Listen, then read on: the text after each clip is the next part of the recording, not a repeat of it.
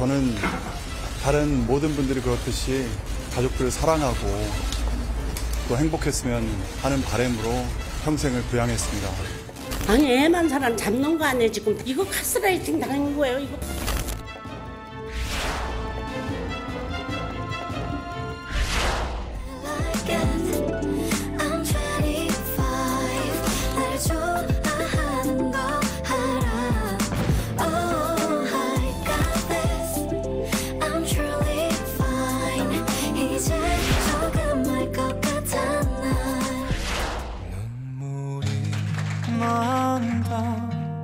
이 길을 걸으며 그 사람 손길이 자꾸 생각이 난다.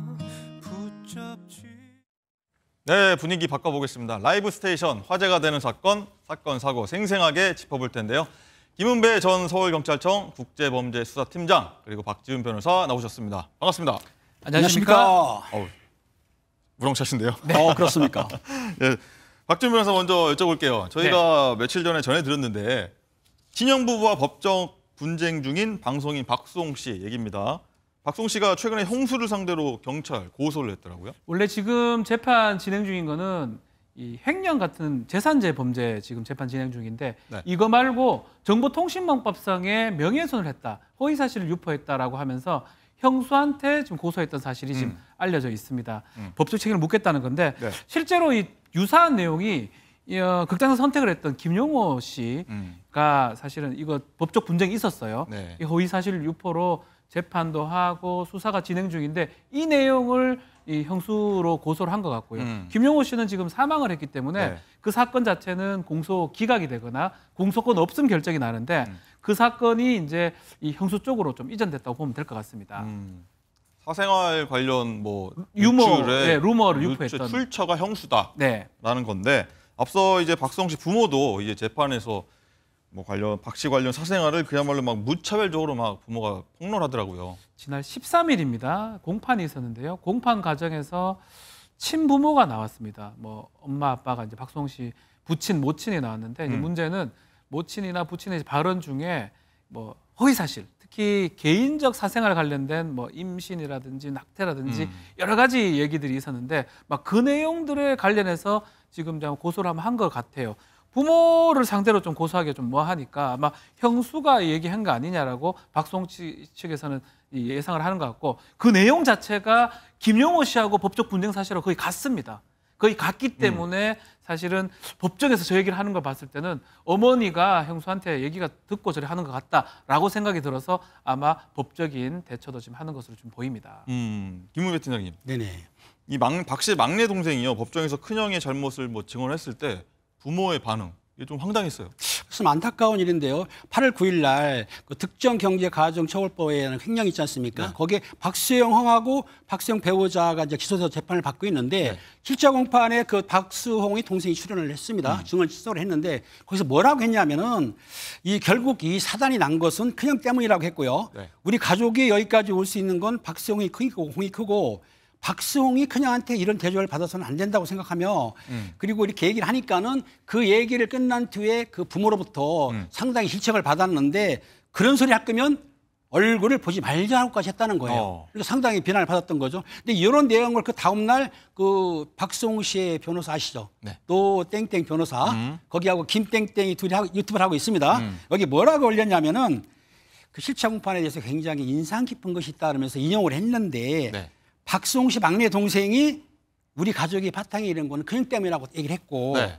또 그리고 여기까지 가족이 올 수 있는 거는 다 박수홍 때문이다. 그리고 박수홍을 형인데 존경한다 그랬어요. 존경한다 했기 때문에 그리고 누구보다도 진실되고 효자라고 증언했기 때문에 이런 증언 내용이 사실은 부모님의 신기를 건드렸던 것이죠. 그렇군요. 박수홍 씨 부모가요. 유독 큰형 부부만 옹호하는 이유가 뭔지도 좀 궁금한데 박수홍 씨 어머니 목소리 들어보겠습니다. 오늘 증인 신문 대상 되셨을 때 심정이 좀 어떠셨나요? 심정이 좋겠어요? 아들들이 이 모양인데 좋겠어요? 그럼 박수홍 씨 친형이 무죄라고 생각하십니까? 아니 애만 사람 잡는 거 아니에요. 이거 가스라이팅 당한 거예요. 이거 보세요. 이거 기사 보라고요. 오죽해서 내가 여기 나왔겠어요. 내가 오늘 이거 걸려서 말이 안 나와 지금. 우리 송이가 와서 엄마 저기 도장 주세요 그러더라고요. 그래서 그래. 그리고 도장을 줬어요. 그러고 나는데 얼마 안 있다가 딱 뜨더라고요. 그게 나 깜짝 놀라서 아니 1년도 안 돼. 새긴 지 1년도 안 돼서 20억짜리예요. 그걸 갖다 지가 해놓고 아들이 며느리한테 가스라이팅 당한 거다라는 게 어머니의 주장인데 며느리 김 씨에 대한 비난도 이 덩달아 막 커진 것 같아요. 그래서 그렇습니다. 지난 13일 날 8차 공판이 됐는데 이번에는 그 박수홍 씨 형이 자기 부모들을 증인으로 신청했기 때문에 부모들이 나왔어요. 그런데 그 당시에 부모가 뭐라고 했냐면은 박수홍이 부친 같은 경우에는 확실히 이제 이번에도 박수홍 씨 형 편이라고 들을 거라고는 이제 일반 예상을 했는데 그 예상이 맞았습니다. 뭐라고 했냐면 우리가 박수홍을 32년 동안 케어했는데 네. 빨대 취급한다. 우리가 무슨 흡혈귀냐. 그러면서 안드레를 향한 원망을 드러냈습니다. 흡혈 좀 센 반하죠. 그리고 또 박선희 모칭도 박수홍 씨 아내인 김땡땡 이름 말해도 됩니까? 김다혜 씨죠? 김다희 씨를 지칭하면서 뭐라고 했냐면 딸 같은 게 들어와서 쑥대밭을 만들었다. 강하게 비난했습니다. 진짜 박수홍을 사랑한다면 이렇게 쑥대밭을 만들 수 있나? 사랑하지 않는다. 그리고 나이가 들면 박수홍을 버릴 거다라면서 원색적인 비난을 했다고 합니다. 그렇군요. 박준 변호사님. 예. 이 재판이 진행 중입니다. 그렇죠. 뭐 이 횡령 혐의로 고소당했어요. 네. 가족끼리 날선 대립인데 지켜보는 입장도 좀 난감한데 언제까지 계속될까요? 자, 일단은 재산 범죄입니다. 횡령죄. 62억에 해당하는 형 부부가 횡령을 했다. 특정 경제범죄 가중처벌법이 적용이 되고요. 중형이 되는 그런 어떤 범죄이긴 한데 지금 어머니나 뭐 다른 쪽에서 얘기하는 부분들은 재산 범죄하고는 관계가 없습니다. 그래서 이 횡령 범죄는 이 재판은 그대로 아마 진행이 될 거고요. 다만 이제 새롭게 이제 고소했던 부분, 형수를 상대로 명예훼손 고소했던 부분, 이건 또다시 분쟁이 될 여지는 있어 보입니다. 그래서 재산 범죄는 뭐 돈을 가져갔냐 안 가져갔냐 이 문제이기 때문에 가스라이팅하고는 상관이 없거든요. 그래서 거기서 마무리될 것 같고요. 이 허위사실 유포 부분 또 다른 또 가족 간의 분쟁이 될 것 같아서 안타깝습니다. 네, 그렇군요. 예. 다음은요. 가수 아이유 씨 얘기해 보겠습니다. 많은 분들 좋아하시는데요. 아이유 씨 팬들 굉장히 많잖아요. 근데 박준 변호사님, 네. 이번에 소속사 측에서요. 성숙한 팬덤 문화를 위해 내놓은 게 있다면서요? 그렇죠. 팬들이 이제 많은데 팬들이 좀 과잉으로 하는 팬들이 많습니다. 그래서 팬들한테 에티켓을 좀 얘기를 했는데 에티켓. 그 에티켓이 어쩌면 당연한 건데 보면요. 공식 스케줄 빼고 사적 공간에 방문하지 말아달라. 당연한 거죠. 얘기네요. 예. 집에 가봐가지고 앉아 있으면 안 되잖아요. 네. 그리고 뭐 이제 스케줄 있을 때 공항에 입출입할 때 거기서 촬영하거나 뭐 만지거나 했던 그런 부분들도 절대 좀 하지 말아달라. 특히 또 밀착행위 같은 것들이 있어요.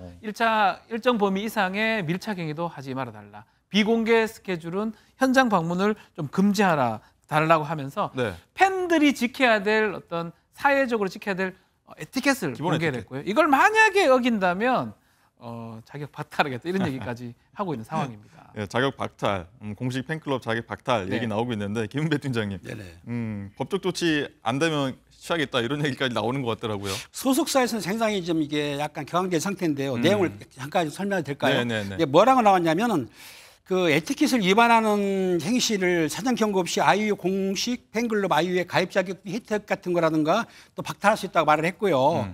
그 공식 스케줄 있지 않습니까? 네. 그 진행 시 사전 안내 없이 입장이 제한되거나 참여가 불가능할 수도 있다라고 했고요. 그 녹음이나 녹취할 거 아닙니까? 이런 행위도 삭제를 요구받을 수 있고요. 또 강제 퇴장 조치를 할 수 있다. 좀 강하게 나왔습니다. 그리고 에티켓 행위 뭐 위반 행위가 심할 경우 그는 범법 행위라고 생각해가지고 형사상, 민사상 소송을 하겠다고 지금 전했기 때문에 상당히 강력한 조치를 취하고 있는 것이죠. 그동안 뭐 이런 일이 벌어졌으니까 이런 조치를 내놨을 텐데 뭐 얼마나 심했길래 이런 조치가 나온 걸까요? 사실은 그 지난 6월에 그 아이유 아니지 않습니까? 살해 협박하겠다는 악플러가 등장을 했습니다. 살해 협박. 예. 그거 들어오니까 경찰에서는 긴장을 해가지고 즉 그 소속사인 ETAM 엔터테인먼트 사옥도 수색을 했고 그다음에 카카오 엔터테인먼트 사옥도 수색을 했고 다음에 아티스트 본가도 수색을 했기 때문에 그 경찰에서는 이런 상황이 되면 긴급 출동을 하지 않습니까? 살해 협박이기 때문에 이런 것 때문에 아마 소속사에서 상당히 신경을 써가지고 그 무분별한 뭐 비방이라든지 불법행위에 대해서는 선처 없이 네. 무관용으로 민형사상 책임을 묻겠다고 지금 주장하고 있습니다. 그리고 허위신고 있지 않습니까? 허위신고도 역시 처벌 대상이 되기 때문에 아티스트의 만전을 위해서는 최대한 소속사에서 노력하겠다라고 했기 때문에 아마 이런 조치를 취하게 되는 것은 아무래도 아티스트를 보호하기 위해서 조치를 취한 것 같습니다. 뭐 사실 일부 네티즌들이 네. 이런 일들을 좀 많이 좀 하잖아요. 악플러도 있고 뭐 허위 사실 유포도 있고 살해 협박 뭐 이런 게 좀 방지하는 데 도움이 될까요? 이런 노력들이? 100%는 아니라고 하지만 이렇게 사전 경고를 하고 어떤 주의사항을 하게 되면은 아무래도 감소는 합니다. 때문에 이런 악플러들한테 경고 차원에서 또 그리고 만약에 악플러들이 이렇게 위험성 있는 걸 했을 경우에는 처벌도 엄중하게 하게 되면은 다소 도움이 된다고 생각합니다. 네, 박지원 변호사님. 예. 실제로 이제 실무적으로 저희가 해보면 이렇게 경고만 해도 사실 몰라서 하는 팬들도 꽤 많거든요. 내가 이렇게 아이유 좋아하는데 내가 좀 하면 어때? 이렇게 생각하는 분들이 있습니다, 실제로. 그래서 이렇게 경고를 하게 되면 많이 줄어든다고 제가 봤거든요. 이게 잘못된 거구나 아는 예, 거죠. 잘못됐구나. 암만 좋아해도 지금 방에서 기다리면 안 되겠구나. 이렇게 얘기해 주는 것도 저는 효과가 있지 않을까 생각이 듭니다. 그렇군요. 그리고요, 이 건강한 팬 문화를 위해서 또 근절돼야 할 것들이 또 있습니다. 이 팬들의 마음을 이용해서 터무니없는 금액의 콘서트 티켓 파는 암표 이런 얘기 있죠. 암표. 옛날에는 뭐 암표 있어 이렇게 옆에 가서 이렇게 팔고 이렇게 경기장이나 공연장인데 지금은 암표 인터넷 예매를 합니다. 네. 그게 이제 중고 거래 사이트에 올라가기도 하는데 문제는 최근에 지금 임영웅 씨 콘서트 티켓 자체가 한 장에 550만 원이에요. 가수 임영웅 씨. 예, 뭐 유명하고 저도 좋아하고 다 좋아합니다. 그렇지만 이게 원래 16만 원짜리거든요. VIP 16만 원짜리가 550만 원. 550만 원. 몇 배입니까? 이게 사실 말이 안 되는 상황인데 와. 실제로 2020년도에 한 359건이었던 이 암표 신고가 2022년도에 4,224건으로 10배 이상이 증가를 했습니다. 그만큼 암표가 많다는 거고 인터넷으로 사가지고 저렇게 팔고 돈벌이를 한다는 거거든요. 그래서 이 사실은 이 아티스트도 손해예요. 이렇게 암표가 팔린다 그러면 그 샀던 사람도 그렇고 그걸 막 일부러 구매를 해가지고 팔기도 하고 이런 일들이 일어나잖아요. 네. 그래서 이것을 좀 근절시키겠다라고 소속사도 지금 강경 대응을 밝힌 상황입니다. 그렇군요. 임 대표님, 이제 이 암표 거래가 법적으로 이 처벌은 어떻게 가능할 건가요? 어떤가요? 처벌을 받습니다. 무슨 말이냐면 암표를 구입하는 사람은 처벌할 수는 없겠지만은 네. 암표를 판매하는 사람은 경범죄 처벌법상이 있습니다. 네. 그 직결 심판할 수 있는데 20만 원 이하 벌금인데요. 20만 벌금, 원이요? 구류, 과료를 처할 수 있는데 가장 중요한 거 여기 구류라고 있습니다. 네. 보통 우리가 형사들을 입건하게 되면은 검찰을 송치하지 않습니까? 검사가 기소를 붙이죠. 근데 이 경범죄 처벌법 직결 재판은 경찰서장이 판사한테 직접 사람을 데려갑니다. 직접 판결할 수 있는데 구류 같은 경우는 1일부터 30일 미만, 29일까지 사람을 신병을 구금할 수 있어요. 어디에? 경찰서 유치장에. 교도소가 아닙니다. 그러니까 만약에 죄질이 불량하고 반성 안 한다 그러면 판사께서 벌금 10만 원, 20만 원 때리는 게 아니고 구류 25일 하면은 유치장에서 25일 동안 구금되는 거예요. 그러니까 할 수가 있는데 대부분 웬만하면은 구류를 잘 안 시키죠. 지금 조금 전에 나왔던 550만 원 이 암표 이 상승한 거 이 정도는 얼마나 되는 건가요? 이 벌금을 하면 20만 원 이하인데 네. 저 분이 만약에 여러 건을 했다. 네. 근데 반성을 안 했다. 그럼 판사께서 29일 구를 때리면은 29일 동안 경찰서 유치장에서 먹고 자고 해야 되죠. 꼼짝없이요. 꼼짝없죠. 그렇군요. 알겠습니다. 조심해야 될 것 같습니다. 다 유의하시고요. 다음은요, 이제 중학생 40대 여성 납치 사건인데 이게 아주 엽기적입니다. 박지원 변호사님. 충격적입니다. 자, 중학교 3학년입니다. 중학교 3학년이 이 연휴 마지막 날이에요. 마지막 날 자기가 훔친 오토바이를 갖고 40대 여성을 오토바이에 태웁니다. 새벽에 태운 다음에 그 인근의 초등학교에 그 여성을 데리고 간 다음에 성폭행을 하고 엽기적 행위를 합니다. 한 다음에 휴대전화로 이 여성을 찍은 다음에 이 여성의 휴대전화 같은 것들을 갈취하고 네. 도망갔던 사건이고요. 이 사건 지금 조사받고 검찰에 구속 송치된 그런 상황입니다.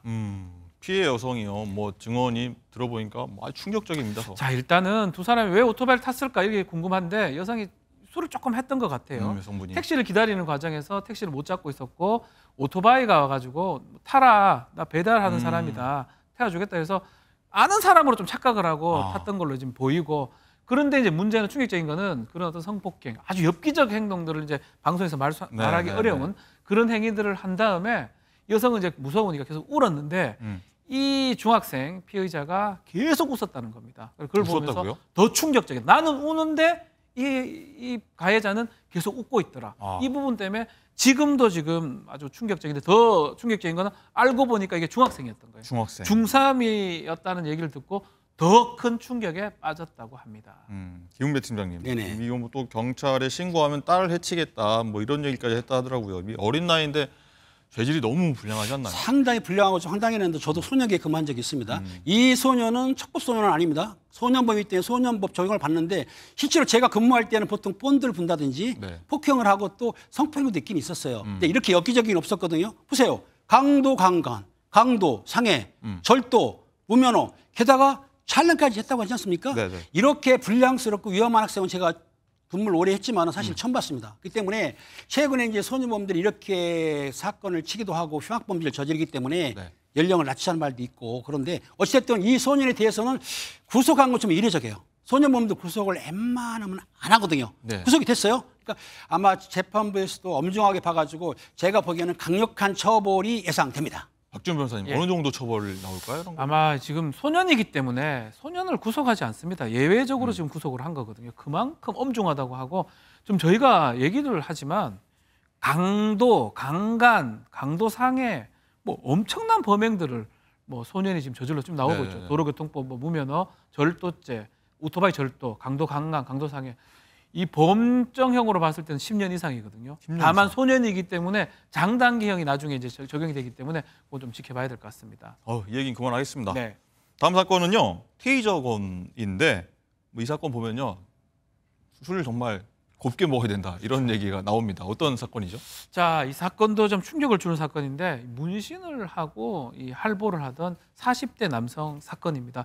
좀 영상이 좀 나오고 있는데 하반신인데 문신을 했는데 네. 술에 취한 상태에서 지금 소주하고 가위병을 들면서 네. 가더니 이 직원하고 실랑이를 지금 벌이고 있어요. 나중에 경찰이 좀 나오고 있죠. 네. 지금 직원들하고 이 실랑이 있었고 경찰이 지금 출동을 했습니다. 경찰이 테이저건을 쏜 다음에 결국 고꾸라졌고요. 고꾸라진 다음에 결국 신고가 접수된 다음에 검거가 되는 모습인데 이 내용은 뭐냐면 네네. 유흥주점에 갔다가 술값이 좀 많이 나왔다고 하면서 종업원하고 지금 싸움이 붙었던 거예요. 오. 싸움이 붙으니까 안 되니까 막 옷을 또 훌러덩 벗고 아마 문신을 좀 보여주고 싶었던 것 같아요. 자기 무서운 사람이다. 문신 있다고 무서워합니까 요새? 근데 그렇게 하니까 경찰에 신고를 했고요. 경찰이 이제 하지 말라라고 하니까 흉기 들고 다시 이제 얘기를 하니까 결국은 이 테이저건으로 지금 맞고 저렇게 쓰러진 모습까지 지금 보이고 있습니다. 아니 저는 영상 봤을 때 이게 바지인 줄 알았거든요. 옷을 입은 줄 알았는데 문신인데 김은대 팀장이 이게 옷은 왜 벗었다는 거예요? 그렇습니다. 경찰이 테이저건을 써서 검거를 하고 연행했습니다. 그럼 조사를 할 거 아닙니까? 네네. 조사를 했더니 뭐라고 했냐면 본인한테 덤비면 다 죽인다. 그런 경고의 차원에서 옷을 벗었다고 진술을 했습니다. 그런데 이런 거는 상대방에 대한 위력가시인데 하체도 벗었단 말이에요. 알범이란 말입니다. 네네. 그러면 이 남성 같은 경우에는 지금 경찰에서 특수 협박, 아시다시피 흉기를 들지 않습니까? 네네. 협박, 그다음에 업무방해, 게다가 폭행, 여종업원 때렸으니까 네. 거기에다가 또 그 옷을 벗었고 됐기 때문에 네네. 이 공연 음란죄 같은 경우도 경찰에서 아마 검토를 할 거로 보입니다. 그렇군요. 이 경찰이 초기 진압을 영상 보니까 정말 잘한 것 같아요. 어떠십니까? 그렇습니다. 제가 보기에는 테이저건 이게 상당히 잘 쓴 건데 그래서 옷을 벗게 되면 잡기가 힘들지 않습니까? 아, 근데 그럼 테이저건 미끄러질 수 쓰면 있으니까. 바늘이 2개가 나가요. 꽂히면은 사람이 쓰러지거든요. 네. 근데 저런 상황은 사실은 경찰들이 많이 훈련도 하는데 저 그 장구나 무기를 쓸 때는 좀 지침이 있지 않습니까? 네네. 그래서 웬만하면 안 쓰는데 이번 경우에는 재빨리 흉기를 들었기 때문에 재빨리 검거를 했고요. 저 같은 경우에도 현직에 있을 때 술 먹고 난동 부른 사람이 있었습니다. 네. 근데 그때 흉기를 들었어요. 이럴 경우에 그때는 테이저건이 있었다 없었다? 없었다. 아, 권총을 쏠 수는 없지 않습니까? 네네네. 저 같은 어떻게 했는 줄 아십니까? 어떻게 궁금하죠? 가까이 갔습니다. 네. 김 형사, 아니 참, 김 사장 오래간만이야. 네네네. 깜짝 놀란 거예요. 어어. 이 사람이 자기 아는 사람처럼 하고 그러고 나서 손목을 잡아서 스캅을 쳤죠. 이렇게 기지도 발휘할 수 있는데 아마 저 후배들은 그런 상황이 안 되기 때문에 테이저건을 쏴가지고 신속하게 체포했기 때문에 아주 잘했습니다. 앞으로도 이런 일이 있을 때 적극적으로 사용해라 이렇게 권고하실 생각 있으십니까? 적극적으로 사용하는 건 아니고 상황에 따라서 상황에 따라서. 예, 긴급할 때, 위급할 때 써야 되지 저것도 잘못 쏘게 되면은 죄송합니다. 그 총무감사관에 불려가서 조사를 받습니다. 아 그렇군요. 왜 그 상황에서 쐈느냐, 네. 왜 그때 적절하게 조치 안 했냐 하기 때문에 상황이 위급시나 긴급시에만 사용하세요. 자 유의하셔야겠습니다. 예, 박준 변호사님. 네. 이 남성 알고 보니까요, 뭐 혐의 정말 많아요. 어떤 혐의 적용되나요? 지금 행동은 술 마시고 돈 많이 나왔다고 지금 행패를 부린 건데 위험한 물건으로 협박을 했고 특수 협박이 될 수가 있고요. 또 업무 방해죄, 공무 방해죄도 성립할 여지도 공무까지. 있고 여러 가지 범죄가 될 수 있을 것 같아요. 뭐 지켜 좀 봐야 될 것 같은데 네. 어쨌든 간에 뭐 저렇게 해가지고 얻은 것도 없고 아마 술 깨면 아이고 후회를 할 것 같습니다. 술 깨면. 예. 알겠습니다. 다음은요. 북한 사건입니다. 한 국내 사업가가요.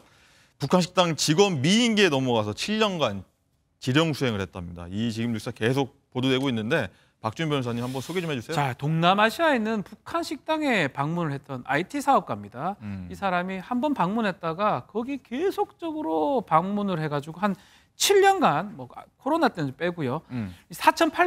4,800달러, 우리나라 돈으로 한 2,700만 원 상당의 이 물품까지 제공을 했는데 네.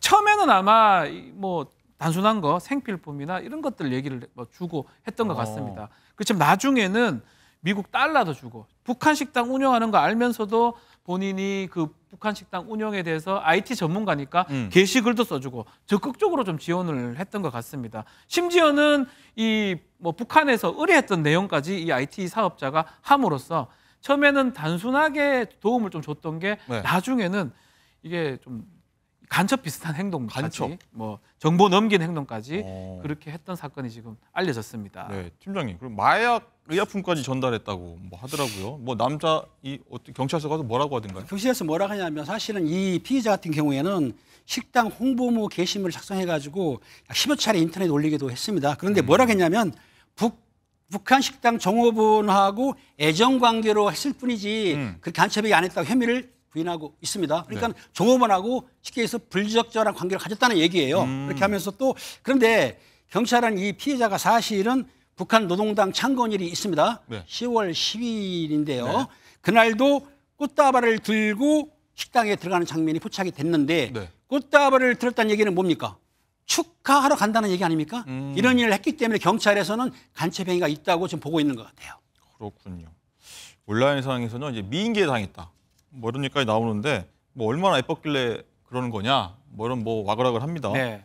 뭐 사실 이거보다 중요한 게 사실 북한 식당 여기에 좀 방점이 찍힐 것 같아요. 네. 북한 공작 기관의 거점 장소로 활용이 되는데 박준 변호사님 이 남성 좀 위험한 행동 아니었어요? 위험하죠. 이게 뭐 위인계 이런 부분이 문제가 아니고요.